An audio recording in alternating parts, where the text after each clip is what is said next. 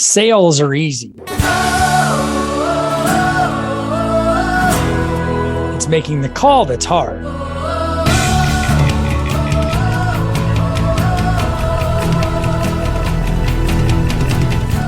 Hi, my name is Dave Gallegos. I've spent the last 25 years in the mortgage industry and a lifetime in sales. In this show, I'll bring that experience, expertise, and the experts I've met to you with actionable advice to improve your sales. It's not magic. You just make the call. Hi, everybody. It's Dave Gallegos. I'm your host for Make the Call. This is a podcast designed for salespeople, all salespeople, but primarily those of us in the mortgage industry and certainly those in the real estate industry as well. Make the call, simple title, it just means make the call, talk to more people, because that's all this business comes down to is, as we like to say, as my old business coach used to say, if you're not doing enough business, because you're not talking to enough people. I really believe that's true. So I just got back from with a couple of days in Las Vegas. Las Vegas is my least favorite mortgage town to go to for an event. I just don't think it's the right environment for any kind of learning that's going to go on, but that's for another day. We can talk about that. But I was asked to speak on a panel by my good buddy, Tim Brahim, and it was decent. I got in and out of there in less than 48 hours, so I'm pretty proud of that. But on the last day, the last speaker on the last day was a gentleman by the name of Shant Banosian. He's considered the number one loan originator in America. And he's out of the Boston, Massachusetts market, closes somewhere in the $1 billion a year in production range, which is, $100 million producer is considered a, superstar, rock star producer. So certainly somebody that's doing 10 times that volume is somebody worth listening to. And I have to say that I was very impressed, not only with his message, but also with the way that he carried himself, because, a lot of people in that situation actually a lot of people that act like they're in that situation, they're not as talented as that, and they're not doing that kind of volume, are actually extraordinarily arrogant and full of themselves. And so he was none of that. And what I loved most about his message was how he likes to focus on the fundamentals, which, if you've listened to my podcast, the fundamentals are something that I really appreciate and that I care about a lot. I love the fundamentals is what it comes down to. So again, if you're not doing enough business, you're not talking to enough people. What he shared this year was what his focus has been. And he's called it, his focus was on 4 core principles this year. Number 1 was getting back to basics. Number 2 was focusing on what you can control. Number 3 was outvaluing your competition. And number 4 was going all in on yourself. I love the message. And he's very self-deprecating guy. Like, he wasn't like up there all full of himself. He goes like, I'm a really crappy PowerPoint guy. And so these are my PowerPoint slides. And they were very simple and basic. I really liked it. When he talked about the things, focusing on what you control, a few weeks back, I had been writing and sharing with my team all the things that you can and can't control in our business. And he echoed my point of view really pretty closely. Here's the following things that he listed that he can't control, that we can't control in our business.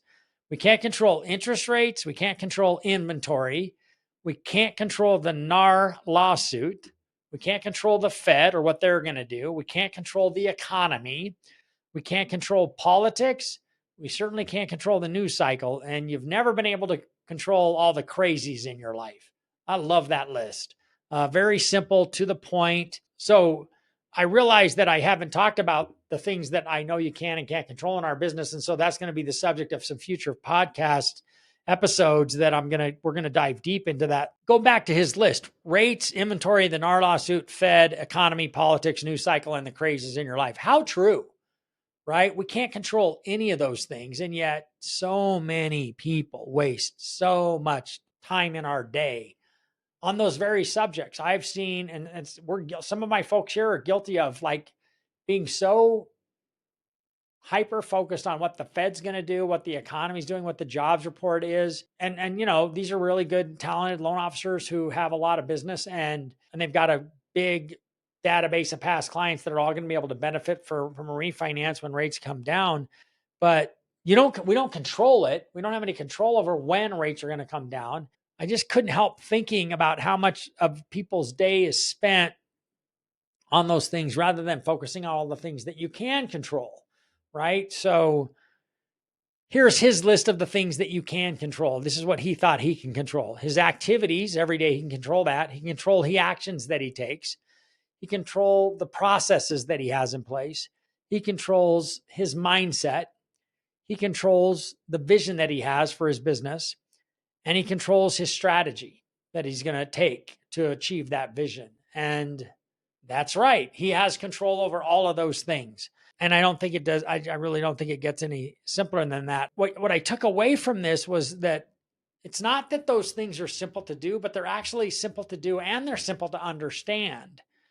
The challenge with those things is that they require intentional, concerted effort on his part and on a consistent basis. So it's intentional effort, it's concerted effort, and it's consistent, meaning this is all I'm going to focus on. And I think that our industry lacks a focus on that kind of performance, the intentional, concerted effort part. That's what our industry lacks. And it's what the real estate industry lacks. Here's what he said. He said that when he talked about getting back to the basics, he said that the single most important thing that he does every day when he comes to work, and this is all he thinks about, is generating business. I love that. He's the number one loan officer in the country, and all he thinks about is how do I generate more business? He listed a bunch of things. I'm not going to get into them here. He listed a bunch of things, but this is more about the mindset that I see so many people have. He's taking the approach that says, I have to come to work every day and I just have to generate business. And I think about how many careers in this industry are not living up to the potential that they could because people don't have that level of focus, or they say things like, yeah, I'm, they try a new strategy for a couple days or maybe a couple of weeks, but they don't give it the effort it requires. And even though it works and it's proven to work, and they don't get instant results, so they move on to something else. That's I think I've talked about this before. Instead of digging 3 100-foot wells and hitting water 3 times, they dig 100 3-foot wells and they never hit water. That's what a lack of concerted effort consistently over time produces, right? This is the only industry I can think of. This and the real estate business are the only two businesses and I think it's certainly has something to do with the fact that the way the industry is operated on the platform that we operate in, where the loan officer is a straight commission salesperson and really a self-employed borrower, even though he's operating under a W-2 environment and he's not officially technically self-employed, but they're running their own businesses inside of another organization. And it doesn't matter if you're an independent broker or if you're part of the biggest retail lending organization in the country. If you're independent like that, then all of your income, if you get paid straight commission, that's where you can earn the most money. I always wanted to be paid straight commission because I didn't want someone to tell me how much I was worth and what they were willing to pay me. So I wanted straight commission because I wanted to earn what I was capable of earning. But what I think I've seen happen over the years is that our industry has become pretty, I don't know what the right term is. I don't want to say weak, but almost tolerant of pretty average performance and behavior, or less than average performance and behavior. The industry is tolerant. I will say it that way. Our industry has become highly tolerant of less than average performance. And what's average performance? I'm not talking, averages based on what's the average loan officer in America doing, but you can close, if you work in this business full time, there isn't any reason why you couldn't get a loan every week. If you're working in this business full time and you're doing everything that you're supposed to do, no matter what, you're having the number of conversations that you're supposed to have. This is like the only industry I can think of. And I guess it's sales. I'm not picking on loan officers, but straight commission sales positions like this one, where it's not like pharmaceutical reps are required. I think one of the reasons pharmaceutical reps are held to such high standards is because the pharmaceutical companies aren't willing to put up with somebody who may or may not go to work today and do some selling. And so this is the only industry where you can choose not to do the things that you should do. Like we talk about asking, we spent a lot of time this year talking about, and this is what I spoke about on the panel, about asking your past clients for referrals. and asking current clients that are in process during the process of getting a loan from you, asking them for a referral. This is the only business where the loan officer can go like, yeah, I don't feel like doing that because that I don't feel good about that. That's not something that I'm comfortable doing. I hear all kinds of excuses. And yet asking increases the probability of you getting a referral dramatically. But a loan officer can simply choose, because you're not going to get fired for not asking, it can simply choose to not ask. I think that that's what happens, is that so many loan officers end up missing out on what could be a stupendous career, right? Because they're super focused on helping as many people as they can, doing as many loans as possible, and doing all the work consistently over time. And the fact of the matter is, after listening to somebody like Shant talk about his business and hear the kinds of things that he cares about and that he focuses on, it just makes you wonder, like, are we doing, I question whether or not I'm doing my loan officers a disservice by not holding them to those kinds of standards. What are they missing out on because I'm not willing to do that? And this is I'm being very authentic here, aren't I? I'm being very raw, that like, I don't want to let them down. And I also, there's another part of me that says, well, I don't want to like push them too hard and have them not want to work here. And because that's our struggle, right? Like, well, we don't want them to not work here, but I want them to be as successful as they can be. Like, where do I draw the line? And then it requires their permission, I guess, to hold them accountable to those standards. So I'm sure every loan officer has wondered the same thing. And this is the question that I have for myself. What would happen if a loan officer could lose their job if they didn't demonstrate this intentional, concerted effort consistently to the activities that are required to produce the results they're looking for and the results that their company is looking for? What would happen if the loan officer could lose his job for that? Unfortunately, it's a difficult question to answer in our business, because if you lose your job as a loan officer at one company, you can have another job as a loan officer at any other company, regardless of how much production you're doing one loan a month or one loan every other month. You can still get a job at any other mortgage company. They'll be glad to take you, because most mortgage companies are okay with part-time performance. And that's too bad, because the loan officers that are producing that result are getting shortchanged. And I, for one, don't want to be the person who isn't willing to hold my salesperson accountable to that standard. And so that's something that I have to work on as a leader, and I have to change, and something that I will. But what if you were up for that challenge? Who among us would be up for that challenge of saying, like, hey, I'm willing to do this. Like, you tell me what I have to do. Like, if I have to have 50 voice-to-voice conversations every week, then I'm going to have 50 voice-to-voice conversations every week. And if I don't, I'm going to get fired. Boy, everything would change overnight, wouldn't it? Because you have to do it or you're not going to have a job. And then again, you could go to work anywhere else and it wouldn't matter, because nobody else would care about whether or not you're reaching your goals. I care whether or not the salespeople work for me and reach my goals. So I guess that's the question that every salesperson has to look in the mirror and ask themselves, is like, am I satisfied with my results? And if the answer is I'm not, then what am I willing to do? And what am I willing to put into practice? And what am I willing to change the results that I'm getting? So I'm going to end this with the quote.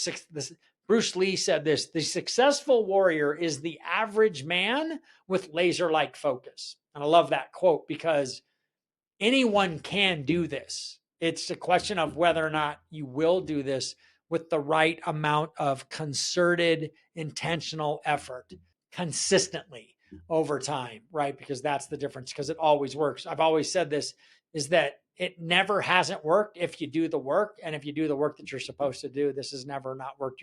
Everybody's able to achieve whatever level of production that they'd like to achieve. This guy's closing, 1,200 loans a year. One guy. I mean, he's not talking to 1,200 customers and all that. He's got a business plan set up that he's got, I'm sure, loan officers that handle most of those individual calls, but he's built a business that's doing it. So I'm not at all